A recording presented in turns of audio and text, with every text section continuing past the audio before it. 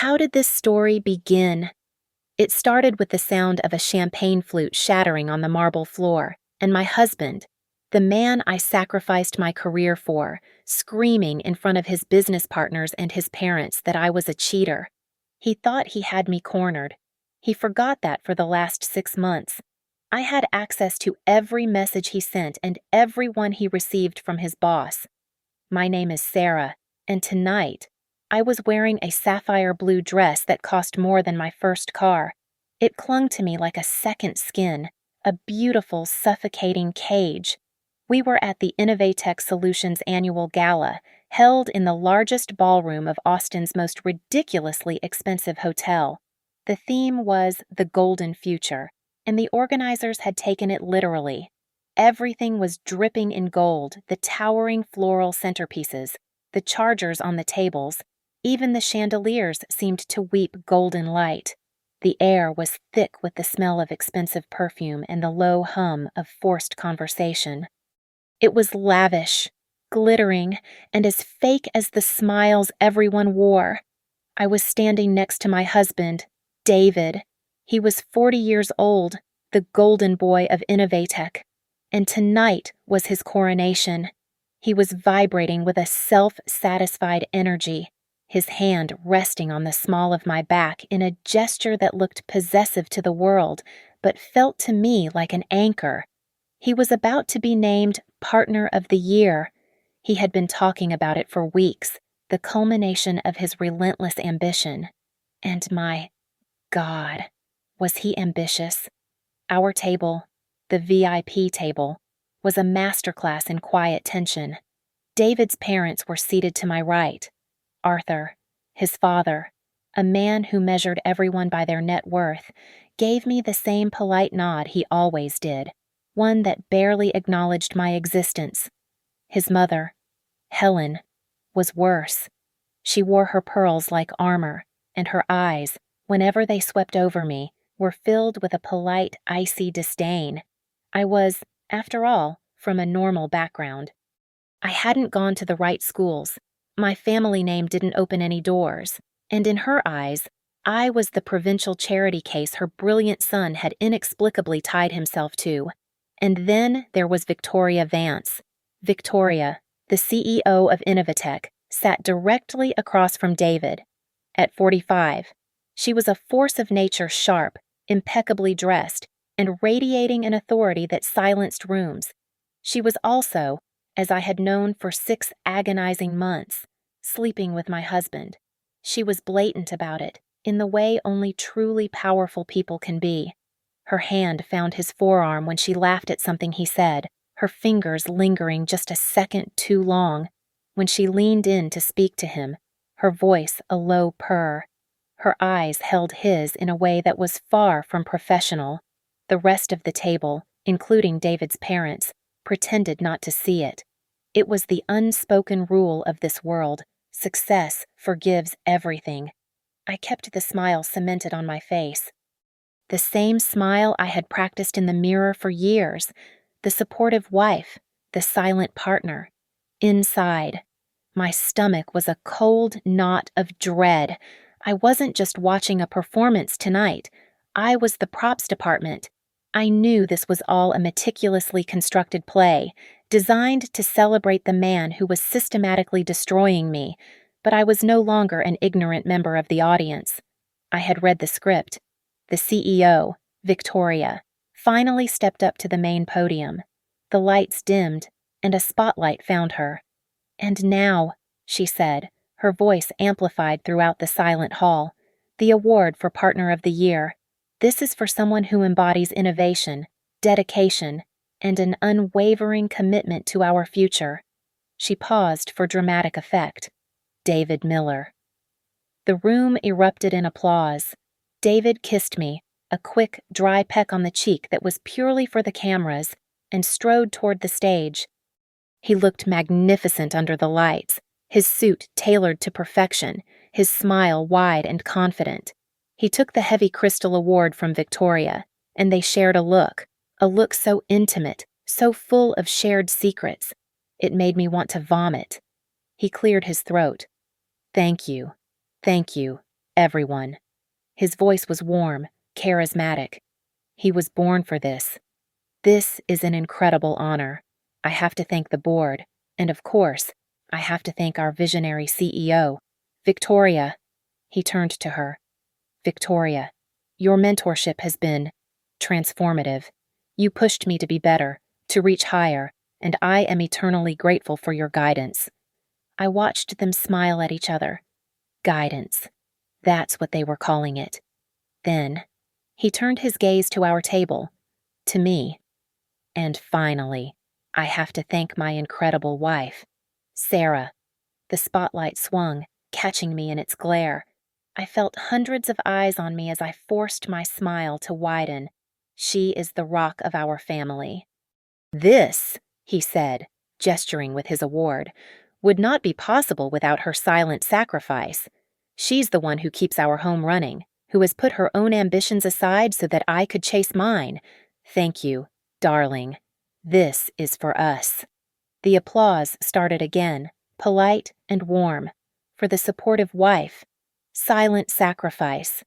That was the term he used for my career, my job as a senior data analyst, the one I had loved, the one I was on the partner track for before he convinced me it was just too much pressure for us. He needed me, he'd said. He needed me to support his ascent. The applause washed over me, but all I could hear was that phrase, silent sacrifice. It wasn't a compliment. It was a eulogy. The speech made me physically ill. David walked back to the table, a conquering hero, basking in the adoration. He didn't know that his silent wife had found her voice, and she was just about to use it. David returned to the table, his face flushed with triumph. Arthur clapped him on the shoulder, a rare sign of paternal pride, and even Helen looked momentarily pleased. Brilliant speech, son, Arthur boomed, his voice loud enough to be heard over the rising music. David soaked it in, his smile dazzling, accepting the congratulations from Victoria, who traced the lapel of his jacket with one finger. Truly inspired. David, she murmured. He sat down, the conquering hero. He took a long sip of his champagne, his eyes scanning the faces at our table, all looking at him with admiration. All except me. I was still trying to unclench my stomach from his silent sacrifice comment. His eyes finally landed on me. The brilliant public smile vanished. It was instantaneous, like a mask dropping. His face hardened into something cold and calculating. By the way, he said, his voice quiet but sharp, cutting through the low murmur of the gala. Who is Alex? I blinked, thrown by the sudden shift. The name meant nothing to me. I'm sorry, I asked, genuinely confused. I don't know. What, Alex? David let out a short, harsh laugh. It was a sound that didn't belong in this opulent room. It was ugly. Don't play dumb, Sarah, he hissed, his voice just loud enough for the entire table to hear clearly. The polite chatter from his parents stopped. Victoria set her glass down, her full attention now on us. Alex, he repeated, drawing the name out with contempt. Your yoga instructor. My yoga instructor was a woman in her 60s named Brenda. I tried to correct him, but he was on a roll, his face darkening with a performative rage. You really thought I didn't know, he said, leaning in. All those late nights at the studio, all those private sessions. How stupid do you think I am? I felt the blood drain from my face. This made no sense. David, what are you talking about? My instructor is Brenda. I don't know any Alex. Before I could say another word, his mother, Helen, pounced. Her eyes lit up with a vindictive fire I knew all too well. She placed her hand on David's arm, her rings glittering. David, darling, I've been trying to tell you for years, she said, her voice dripping with faux sympathy but her eyes filled with malice. She was never worthy of this family. Never. What? I whispered, looking from Helen's smug face to David's cold one. David didn't look at me. He looked at his mother, then at Victoria. He seemed to draw strength from their expressions. He abruptly stood up, his chair scraping loudly against the polished floor. He grabbed his linen napkin and threw it onto his plate, the heavy silverware clattering. The sound was sharp in the relative quiet of the ballroom, where a string quartet had just begun a new piece. Conversations at the nearby tables faltered. People turned to look. "I cannot live in this lie anymore," David announced.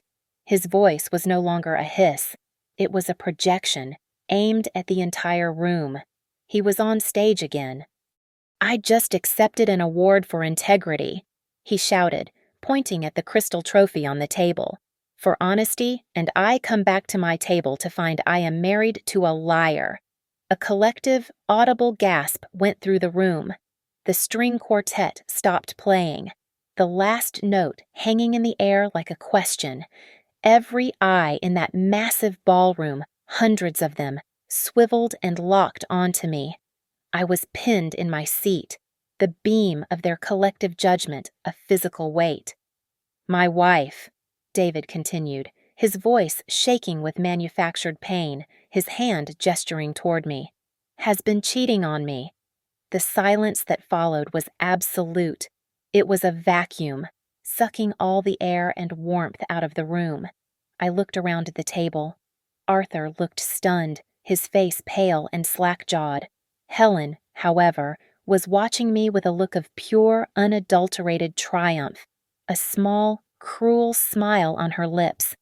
And Victoria Vance, she was the most terrifying of all. She was just sitting there, her hands folded calmly in her lap, observing the scene with a cool, detached, and almost imperceptible amusement. A tiny, knowing smile played on her lips. In that instant, as I met her gaze, the confusion vanished. It was replaced by a clarity so sharp, so cold, it stole my breath. This wasn't a spontaneous eruption. This wasn't jealousy. This was a plan. This was a calculated, orchestrated execution. They were doing this in public, in front of his parents, his colleagues, and the entire Austin Tech community. They weren't just accusing me. They were publicly crucifying me.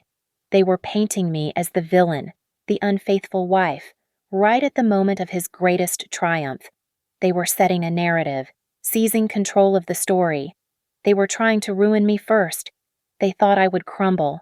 They thought I would cry and deny and look guilty. They had no idea what I was capable of. They had no idea I knew. The room was so quiet I could hear the faint clinking of ice in a glass from a table far across the hall. Everyone was waiting. They were waiting for me to shatter. They expected tears, hysterical denials, the desperate, pleading sobs of a guilty woman caught in a lie. My mother-in-law, Helen, was leaning forward, her face a grotesque mask of hungry anticipation. David stood over me, his chest heaving, a magnificent portrait of a man wronged, waiting for me to break. I did not cry. I did not scream. I did not even breathe heavily. The hot, suffocating panic that had gripped me when he first stood up evaporated, replaced by an Arctic calm that settled deep in my bones. I simply looked up at him, into the eyes of the man I had given up my life for, the man who had just tried to set me on fire in front of our entire world. He expected me to burn. He forgot I had been living in the ashes for 6 months. My mind flashed back, pulling me from the golden ballroom to a rainy Tuesday in April. 6 months ago, David had been irritated about a scheduling conflict. "We need to get our lives organized, Sarah," he'd said, his tone that of a patient CEO correcting an inefficient subordinate. "Just sync your iPad to my cloud account. We can share the family calendar. It will make things so much easier." He was always optimizing, streamlining, managing. I was just another asset to be managed. So I did it. I synced the devices, set up the shared calendar, and went back to planning the dinner party he was hosting for his team. He was so efficient, so smart. But he had made one small, stupid mistake. He forgot to disable the iMessage synchronization. That first evening, I sat on the sofa, the iPad on my lap. A message popped up. I thought it was for me. It was not. It was from Victoria. And then I scrolled up, and I kept scrolling. For 183 days, I had lived two lives. In one, I was the supportive, smiling wife, the gracious hostess, the silent sacrifice. In the other, I was a silent, meticulous spectator to my husband's real life. I read everything. I read the hotel confirmations. I read the late-night confessions. I read their plans for his promotion. I read their disdain for me, their jokes about my simple mind, my safe choices. And then, 2 weeks ago, I read the plan for tonight, the yoga instructor, the public accusation, the morality clause in our prenuptial agreement they were so sure would leave me with nothing. It was all there, in neatly archived blue and green bubbles. The memory vanished, leaving me back in the suffocating silence of the gala. David's performance was losing its momentum. He needed my reaction to complete the scene. "Say something, damn it!" he finally roared, his voice cracking. "Admit it. Just tell the truth for once." I didn't flinch. His voice, which I had once loved, now sounded like static. Slowly, deliberately, I reached into my small, beaded clutch. I felt the cool, smooth glass and metal of my phone. I slid it out. I did not turn it on. I placed it on the white linen tablecloth, directly between his empty plate and mine. I didn't look at David. I didn't look at his stunned father or his gleeful mother. Instead, I turned my head, very slowly, and met the eyes of the woman sitting across from me, Victoria Vance. She was still watching me, that faint, knowing smirk playing on her lips, her expression one of detached amusement, as if she were watching a particularly predictable play. "Victoria," I said. My voice was not a whisper. It was not a sob. It was clear, calm, and it cut through the silence of the room like a scalpel. "You are the CEO. You're a model of professional conduct." I paused, letting the words hang in the air. "Don't you think this—" I made a small, delicate gesture toward my raging, red-faced husband. "Is a little unprofessional?" Victoria's smirk didn't falter. She raised one perfectly sculpted eyebrow. "I think this is a personal matter." "Sarah," she replied, her voice smooth as venom. "And from where I'm sitting, it seems you are the one at fault." "At fault," I repeated. I allowed myself a small smile. Not the pained, supportive smile they were used to. This one was new. This one was all mine. "You might be right." I picked up the phone from the table. My thumb hovered over the side button, the screen remaining dark for 1 second more. I looked around at the faces at our table, all of them now watching me with confusion instead of pity. "The thing is," I said, my voice bright, "I thought tonight was all about sharing, as a family." My thumb pressed the side button. The screen of my phone lit up, casting a cool, white glow on my face in the dim, golden light of the ballroom. David actually flinched, as if the light itself were a weapon. "What are you doing, Sarah?" he demanded. His voice had lost its commanding boom. It was now a low, anxious hiss. "Put that phone away. We are not doing this here. You are embarrassing yourself." "Am I?" I asked, my voice still perfectly, terrifyingly calm. I looked down at the screen, my fingers moving with purpose. I swiped past the photo of our dog, past the app for my yoga studio. I tapped open my messaging client. "I just wanted to make sure everyone was included in your big night. David, you know how important family is to me, and to your parents." Helen, his mother, scoffed, recovering her bravado. "What are you babbling about? Girl, you've been caught. Stop this pathetic attempt to change the subject. Put that ridiculous phone down." "It's very much on the subject." "Helen," I replied, my eyes still on the screen. "You see, this morning, while I was getting my hair done for this event, I took the liberty of setting up a new group chat." That made David pause. A group chat? What the hell are you talking about? I wanted it to be festive, I continued, as if explaining a party planning detail. So I gave it a special name. I called it, Congratulations David and Innovatech's Future. Across the table, I saw Victoria's composure crack. It was a tiny, almost imperceptible tremor, a tightening of her jaw. Her amusement was gone, replaced by a sudden, sharp wariness. She knew, in that instant, that the woman she'd dismissed as a simple, supportive fool was not the woman holding that phone. David took a threatening step toward me. Sarah, I am warning you. If you try to send some pathetic, pleading text to my parents. Oh, it's not a plea. David, it's a presentation, I said. I finally looked up, letting my gaze land on each person at the table like a judge. I wanted to be thorough, so, of course, you're in the group. David, and you, Helen, and Arthur, you're in it, too. I know how much you value family transparency and keeping records. Arthur, who had been silent and pale, just stared, his mouth slightly open. He looked confused, like a man trying to read a language he didn't understand. I then turned my head, looking past our table, past the gawking faces of strangers, to a table near the stage. But a group celebrating Innovatech's future wouldn't be complete without all the key players, would it? My eyes snapped back to Victoria. Her face was now a mask of rigid control.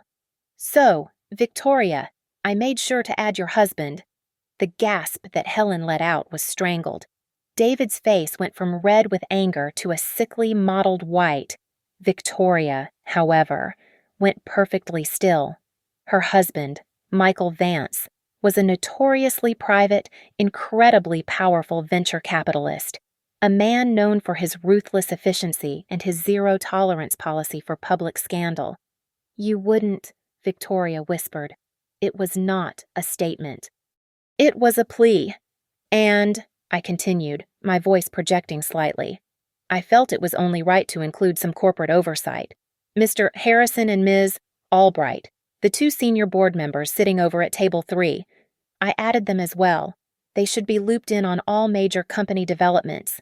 Don't you think? Now David understood. This was not a defense. It was not a denial. This was a tactical maneuver. This was an execution.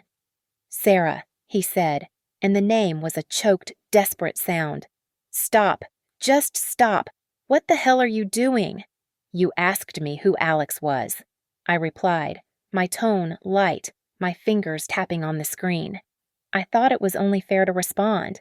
I just wanted to share a few pictures to clear up any confusion. My thumb hovered over a single, password-protected file. I'd named it Q4 Projections. A little corporate humor I knew they'd both appreciate. Pictures, David stammered, grabbing onto the word like a lifeline. What pictures? Pictures of what? This is insane. She's insane. Pictures of you, David, and of you, Victoria. I looked up at them. The power in the room had shifted. It was a tangible thing, a heavy weight that had lifted from my chest and settled squarely onto theirs. I was no longer the one on trial. But it's not just the pictures, I said softly, though my voice carried in the tomb-like silence of the ballroom. It's the messages, the texts, the plans. I looked directly into my husband's terrified eyes. My smile was gone, replaced by something cold and final. I thought everyone should see exactly how hard you and Victoria have been. Working. I let the word hang in the air, dripping with all the sarcasm and disgust I had held inside for 6 months. On the company's future. My mind pulled me back, away from the glittering, silent ballroom and into the recent past. Back 6 months. Back to our sterile, white kitchen on a rainy Tuesday. I was at home, alone, as I usually was. The iPad, the one David had insisted I sync to his cloud, was sitting on the quartz countertop. I was looking up a recipe for a dinner I was expected to host. It chimed. A small, polite beep. I glanced down. A message preview had appeared on the locked screen. It was from Victoria V. Can't wait for tonight. The message read, make sure Sarah thinks you're in a late meeting. My heart didn't stop. It didn't pound. It just went cold. A sudden, heavy freeze. I stood there for a full minute, telling myself it was a mistake, a crossed wire, a different Sarah, a typo. But my stomach knew the truth. My hands were shaking, but I unlocked the iPad, my fingers feeling thick and clumsy. I opened his messages. I had thought it was a mistake, a moment of weakness, but as I scrolled up, the truth unfolded in a horrifying, endless stream of blue and green bubbles. It wasn't a mistake. It was a strategy. It wasn't a moment. It had been months. Hundreds, perhaps thousands of messages. It was worse than infidelity. So much worse. I sank onto a kitchen stool, the recipe for coq au vin forgotten. I read for hours. I read as the rain turned to a drizzle and the sun went down, leaving me in the dark. I read until my eyes burned and my stomach felt like it was full of wet cement. It wasn't just an affair. It was a conspiracy. They hadn't just been planning hotel meetups. They had been planning his entire career path. I saw the messages where Victoria outlined how she would handle the board to approve his new compensation package. I saw David feeding her information about his colleagues, strategies to undermine his rivals. It was a meticulous, cold-blooded corporate ascent, and their affair was the engine driving it. And then, I found the messages about me. I was not a wife to them. I was a problem to be solved, an asset to be liquidated. I read their conversations about the prenuptial agreement, our prenup. The one David had called a simple formality when we signed it. I saw the words, typed out by my husband. The morality clause is the key. Article 4, Section 2, if she's unfaithful, it's all void. She gets nothing. Victoria had replied, then we have to make sure she's unfaithful. Or at least, appears to be. My breath caught. I scrolled faster, a sick, frantic energy taking over. They discussed it. They workshopped it. How could they encourage me to cheat? They laughed about how boring I was, how unlikely it was I'd ever do anything interesting. She's too damn predictable, David had texted. She won't make a mistake on her own. Then we'll make one for her, Victoria had replied. And then I saw it. The genesis of the lie he had just tried to tell. A conversation from 3 weeks ago. David. I've got it. The yoga instructor. She's always going on about that stupid class. Victoria. Is he attractive? David. I don't know. I've never seen him. I'll just make up a name. Alex. It sounds generic. Victoria. Perfect. We'll start planting the seeds. Have your mother mentioned she's worried about you? David. And at the gala. I'll drop the bomb. In public. She'll be too humiliated to fight back. She'll have no credibility left. The Alex they had invented. The affair they had manufactured. My yoga instructor. The Alex I was supposedly sleeping with was actually Alexander, a wonderfully kind 60-year-old gay man who had been with his partner for 30 years and often talked to me about his grandchildren. They weren't just cheating. They were framing me. They were actively plotting to destroy my reputation, violate our marriage contract, and leave me penniless and humiliated, all so they could consolidate their power and their money, and I could be swept aside like a silent sacrifice. I didn't cry. Not then. A cold, precise rage settled over me. I was a data analyst. After all, David had forgotten that. He had forgotten what I used to do for a living. For 6 months, I stopped being a wife. I became an archivist. Every night, after he fell asleep, I got to work. I took high-resolution screenshots. I exported entire conversation logs, complete with metadata and timestamps. I backed them up to 3 separate, encrypted hard drives. I mailed one to a secure bank vault under my maiden name. I gave another to my sister with instructions to open it only if she heard I was in an accident. The third I kept. I gathered the hotel receipts, the credit card statements that he'd so carelessly left linked to the cloud. I cross-referenced their texts with his corporate travel calendar. I built a case, a fortress of facts so absolute, so undeniable, that when this day finally came, there would be no ambiguity. They had built their future on a foundation of lies. I had simply been taking the minutes. The memory dissolved. I was back in the golden ballroom. Back at the table, my phone in my hand, the file named Q4 Projections open and waiting. My thumb was resting on the send icon. David, seeing the look in my eyes, finally understood. This was not a bluff. The terror that had been slowly dawning on his face erupted into full-blown panic. The performer was gone, replaced by a cornered, desperate animal. He lunged. It was not a subtle movement. He threw himself across the table, his arm outstretched, knocking over his crystal award, which hit the table with a dull, heavy thud. He wasn't trying to be discreet. He was trying to silence me. "Sarah, don't you dare give me that phone. Don't be crazy," he snarled, his fingers grappling for my hand. I was faster. I had been anticipating this. I snatched the phone back, standing and twisting away from him, holding the device high above my head, out of his reach. The movement was so abrupt that a collective gasp echoed from the tables nearest us. My sapphire dress, the one he had bought me, twisted around my legs. "Crazy," I said, my voice no longer calm. It was sharp, and it was loud, and it was filled with the ice I had been swallowing for half a year. "You want to talk about crazy, David." I looked past his desperate, lunging form to the woman still seated, her face now a pale, frozen mask. "Is it crazy to send your boss a picture of yourself from the bathroom of the Four Seasons in Chicago last week?" I recited the date, the one you captioned "thinking of you," across the table. Victoria's face, which had been so composed, so amused, went completely, deathly white.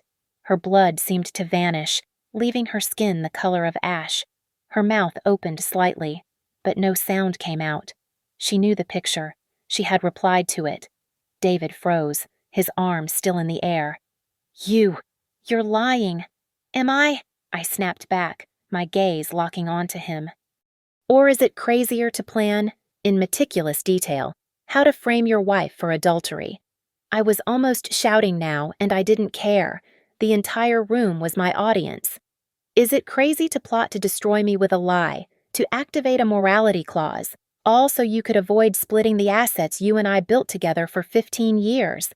I lowered the phone slightly, bringing it back in front of my face. I looked directly into David's terrified, desperate eyes. The man I had loved was gone. In his place was a weak, pathetic stranger.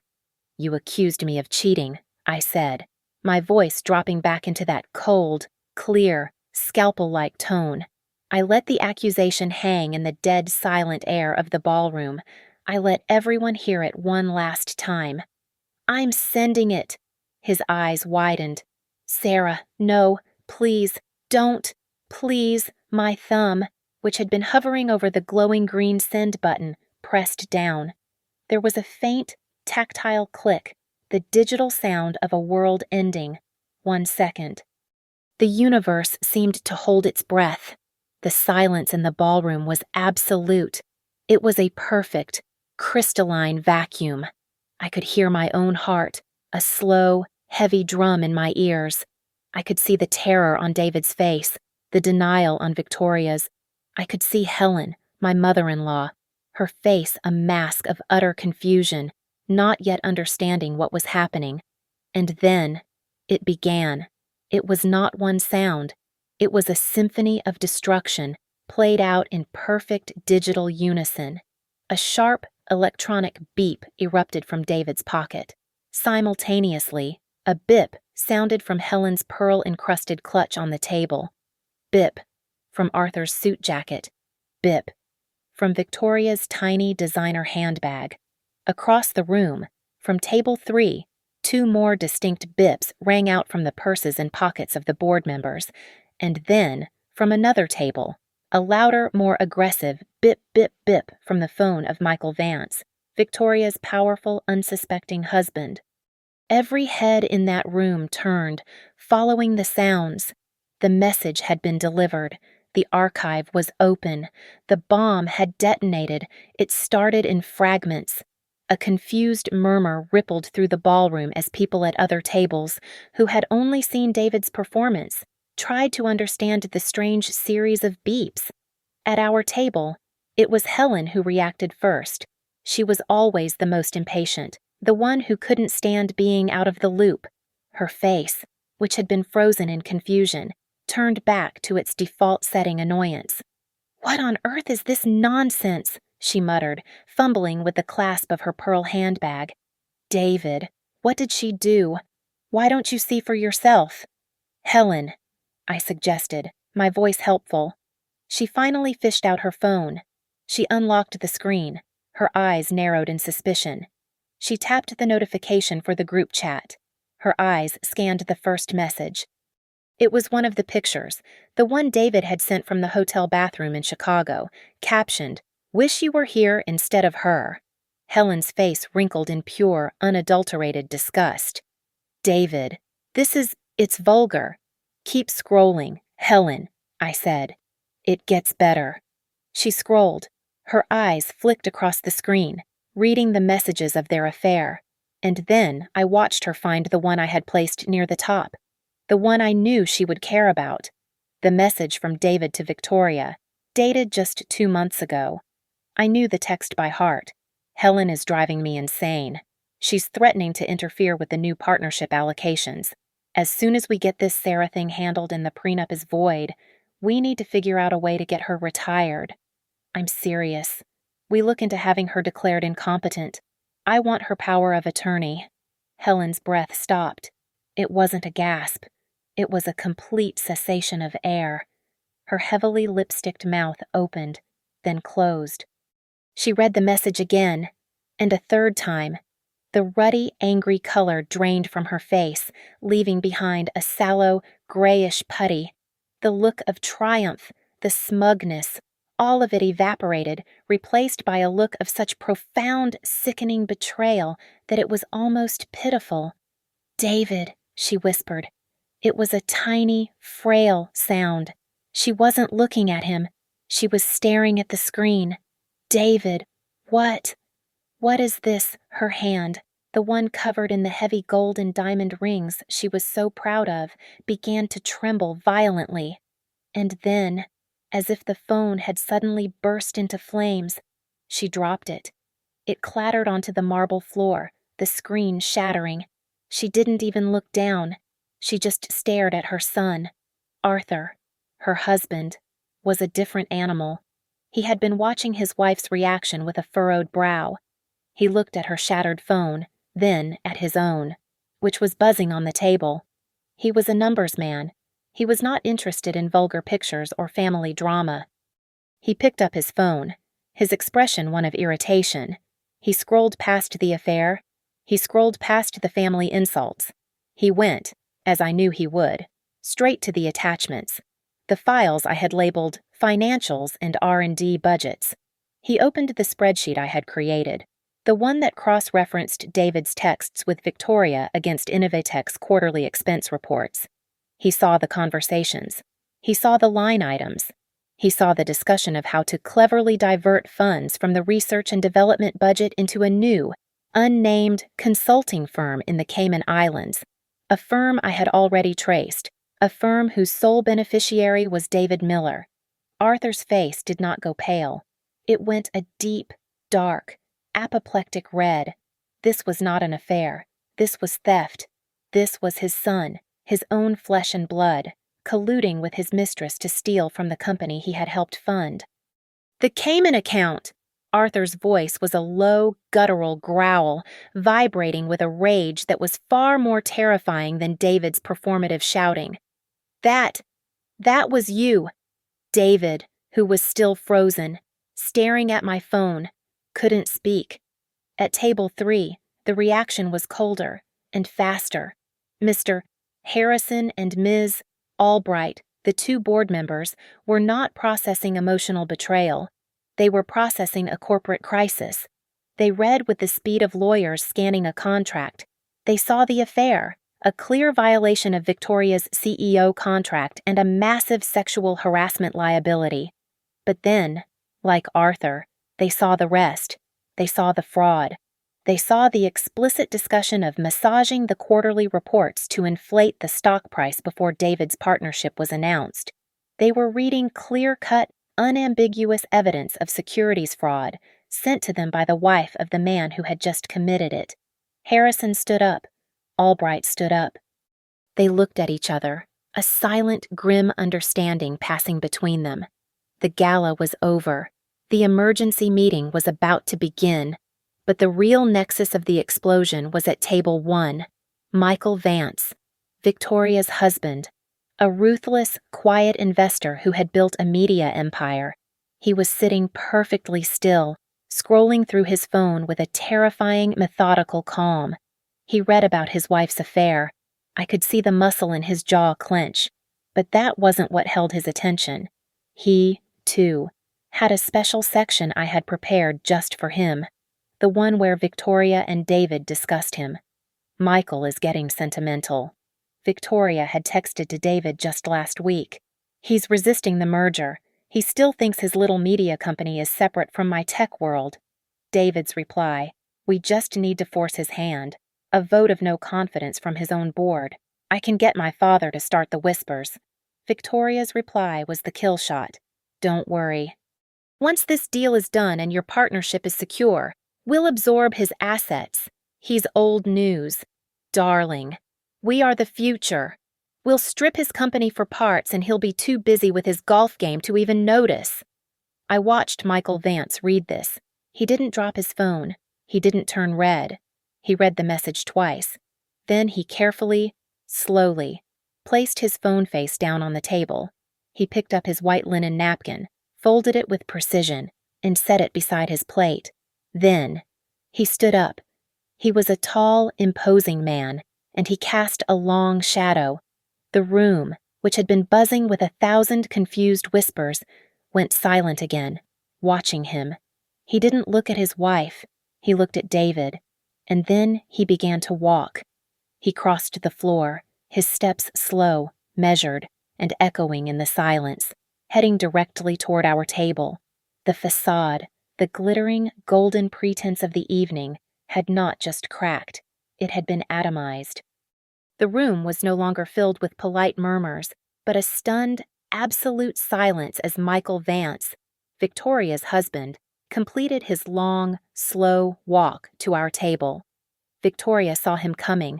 She saw the board members, Harrison and Albright, marching toward our table from the other direction, their faces like thunder. Her survival instincts, the ones that had gotten her to the CEO's chair, kicked in. She tried to regain control, to build a new narrative from the wreckage. She rose to her feet, her voice sharp and commanding, though a slight tremor ran through it. This is a malicious, targeted attack, she announced, her eyes sweeping the room, trying to reclaim her audience. This information is fake. It's fabricated. This woman, she spat the word at me, is a hacker. She has manufactured these lies. Security. She was trying to reframe me as a hysterical, criminal outsider. It was a good try. It might have even worked if I hadn't kept the best parts for last. I let out a small, almost pitying laugh. It was a soft sound, but in the silence, it echoed. Fake, I asked, my voice light. Are they, Victoria? Is it all fabricated? I looked at her, and then I looked at her husband, who had just stopped, standing directly behind his wife. He was close enough to hear a whisper. I did not whisper. So the picture you sent David, I said, my voice conversational. The one of you at your Hamptons estate 2 weeks ago. The one you were in, wearing the red bikini he likes so much. That's fake, too. I tilted my head.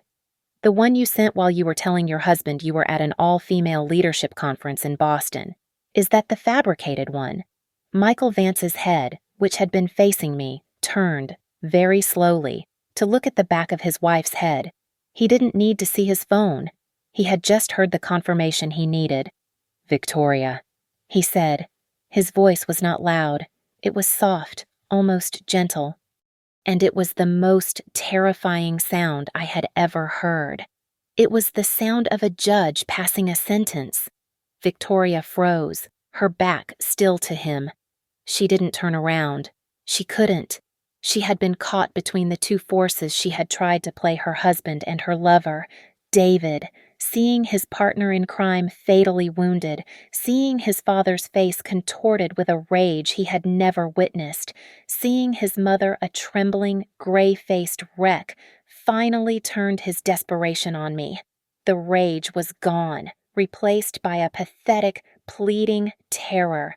"Sarah," he cried, his voice breaking. He actually reached for my arm. "Sarah, you've ruined me. You've ruined everything. How could you? I'm your husband. I'm your husband." I pulled my arm back from his touch as if he were diseased. I looked at him, at his tear-filled, desperate eyes, and I felt nothing. The love was gone. The pity was gone. All that was left was the cold, hard truth. "No, David," I said, my voice flat and final. "You are not. You are her business partner." I gestured with my chin toward Victoria. "You are her co-conspirator. I was just the collateral damage you both planned to dispose of. I was the Sarah thing you had to handle. Remember." That one-word handle seemed to break the spell on his mother. Helen, who had been staring at her shattered phone on the floor, suddenly jerked her head up. Her face was no longer pale with shock. It was mottled with a furious, dark red. Her betrayal wasn't about her son's honor or his marriage. It was about her own. She rounded on David, her voice a low, venomous hiss, all her previous icy refinement gone. "What did you say about me, David?" She seethed, her hands clenching into fists at her sides. "What did you write incompetent? You were going to have me declared incompetent. Your own mother. Mother, it wasn't. She's twisting it," David stammered, scrambling, looking for an ally. He found none. He looked at his father, his last, best hope. Dad, please, tell them she's lying." Arthur hadn't moved. He was still standing, his hands clenched, his face a dark, terrifying crimson. He looked at his son, the partner of the year, the golden boy he had celebrated not 10 minutes ago. He looked at him with a cold, dead-eyed disgust that was more final than any public execution. "You're finished," Arthur said. The words were quiet, but they were absolute. He wasn't just talking about the job. He was talking about the family, the name, the money, everything. "You're done." The 2 board members, Harrison and Albright, had arrived. Their faces were grim, their movements economical. They did not look at me, or at Arthur, or at the shattered remains of Helen's phone. They looked only at their CEO and their new partner of the year. "Victoria, David," Harrison said, his voice a low, gravelly baritone that was used to ending careers. There were no pleasantries. "We need to talk, right now, in the boardroom. You will both come with us." It was not a request. It was an order. The corporate execution had begun. Victoria, who was still frozen, her back to her husband, seemed to crumple. The command from her board, the men who held her fate in their hands, was the one thing that could cut through her panic. She gave a small, jerky nod. Then, Michael Vance, her husband, who had been standing behind her in silence, finally spoke. He had not moved, had not touched her. "My lawyers will be calling your office in the morning, Victoria," he said, his voice still terrifyingly soft. "They will handle the details." He paused, as if considering one last thing, then added, "Do not come home." He then turned, not sparing another glance for his wife, or for David, or for anyone, and walked away. He moved with the same deliberate, unhurried pace, a man leaving a business meeting that had concluded to his satisfaction. The dominoes had all fallen. David watched him go, He watched Harrison and Albright turn to escort Victoria, who now looked like a ghost in her designer dress. He saw his father, Arthur, turn his back on him in pure, cold disgust. He saw his mother, Helen, who was now weeping, not tears of shame, but hot, angry, ugly tears of personal betrayal. Everything, his career, which was now over, his money, which was about to be seized, his family, which had just disowned him, his mistress, who had just been dethroned. It was all gone. In the span of perhaps 5 minutes, his entire life had been reduced to rubble. He finally turned his head and looked at me. I was the only one left. I was the epicenter.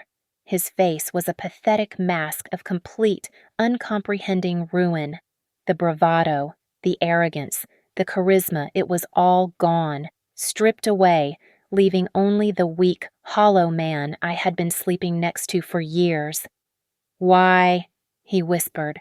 The word was so small, so full of pathetic self-pity. I almost laughed. "Sarah." "Why?" I looked at him, really looked at him, for what felt like the last time. The Arctic calm I had felt was still there, a solid core of ice. "Because you thought I was stupid," I said, and my voice was clear, ringing out in the wreckage of our table. All the weeping and whispering had stopped.